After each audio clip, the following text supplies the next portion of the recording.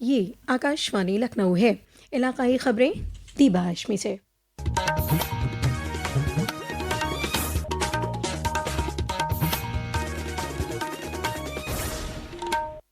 بھارت رتن مرد آہن سردار ولبھ بھائی پٹیل کی 150ویں جینتی کے متعلق صحافیوں سے بات چیت کرتے ہوئے اتر پردیش کے وزیر اعلیٰ یوگی آدتیہ ناتھ نے آج کہا کہ ریاست کے سبھی اضلاع میں عام عوام میں بیداری پیدا کرنے کے مقصد سے پیدل مارچ ہونے سے قبل تمام طرح کے ایونٹ منعقد کیے جائیں گے۔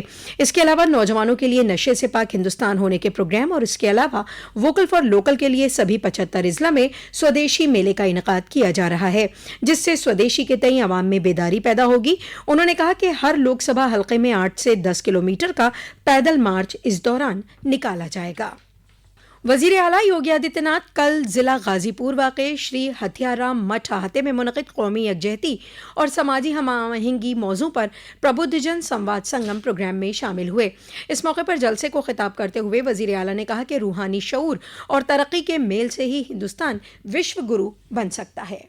دنیا کے اندر بھارت کی پہچان اپنی آدھیاتمک چیتنا کو لے کر کے ہے۔ جب تک بھارت کا ناگرک اپنی آدھیاتمک چیتنا کو دھیان میں رکھ کر کے کاریہ کرے گا اور پھر اس کے اپرانت بھوتک وکاس کے کاریہکرموں کو آگے بڑھائے گا، اس کے پریಣام اتنے ہی مضبوطی کے ساتھ بھارت کو پنہ وشو گرو کے روپ میں ستھاپت کرنے میں مددگار ہے۔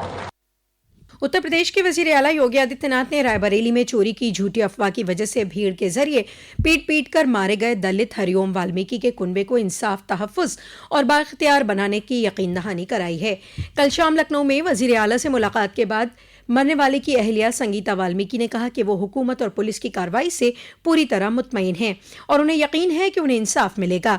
وزیر اعلیٰ یوگی آدتیہ ناتھ نے کہا ہے کہ اس معاملے میں حادثے کے 24 گھنٹوں کے اندر ہی ملزموں کو گرفتار کر لیا گیا۔ انہوں نے زور دے کر کہا کہ دلتوں، محروموں اور استحصال کے اعزاز کی حفاظت ریاستی حکومت کی اولین ترجیحات میں شامل ہے۔ وزارت تعلیم نے ریاستوں اور مرکز کے زیر انتظام ریاستوں کے اسکولوں سے داخلہ اور امتحان فیس جمع کرنے کے لیے UPI اپنانے کو کہا ہے۔ اس کا مقصد ایڈمنسٹریٹو عمل کی جدید کاری کرنا ہے۔ ریاستوں، مرکز کے زیر انتظام ریاستوں اور NCERT، CBSE، KVS اور NVS جیسی خود مختار اداروں کو اسکولی تعلیم اور محکمہ خواندگی نے اسکولوں میں مالی لین دین کو منظم کرنے کے لیے UPI اپنانے پر زور دیا ہے۔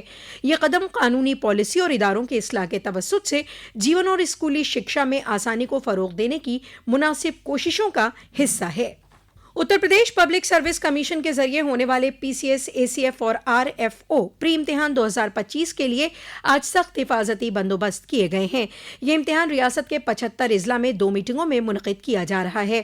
UPPSC کے 1435 امتحان مراکز میں اس امتحان کو منعقد کیا جا رہا ہے۔ 3,26,387 امیدواروں نے امتحان کے لیے درخواست دی ہیں۔ کمیشن کی جانب سے امیدواروں کے لیے گائیڈ لائن جاری کر دی گئی ہے۔ کمیشن کے ذریعے سوشل میڈیا کی نگرانی کے لیے نوڈل افسر اور اسسٹنٹ سپروائزر کی تعیناتی کی گئی ہے۔ امتحان مراکز میں نگرانی کے لیے AI پر مبنی کیمرے لگائے گئے ہیں۔ ریاستی حکومت کے وزیر مملکت برائے اقلیتی بہبود، مسلم وقف اور حج دانش آزاد انصاری نے آج صبح 6 بجے ممبئی میں منعقد Sardar Patel run for unity marathon کی شروعات کی۔ 10 کلومیٹر، 5 کلومیٹر اور 3 کلومیٹر کی اس میراتھن میں ممبئی کے ہزاروں نوجوانوں نے حصہ لیا۔ اس موقع پر جناب انصاری نے کہا کہ آج ممبئی کی سڑکوں سے پورے ملک میں یکجہتی اور بھائی چارے کا ایک پیغام گیا ہے۔ ہزاروں کی یہ تعداد بتانے کے لیے کافی ہے کہ وزیر اعظم نریندر مودی کا وکست بھارت 2047 کا جو احادہ ہے، اس احادے پر پورا ہندوستان ایک جٹ ہو کر آگے بڑھ رہا ہے۔ وزیر اعظم نریندر مودی کے ذریعے اعلان شدہ GST بچت اتسو پورے ملک کو فیضیاب کر رہا ہے۔ یہ اصلاح مختلف صنعتوں کو مستحکم کرے گی۔ ایک رپورٹ۔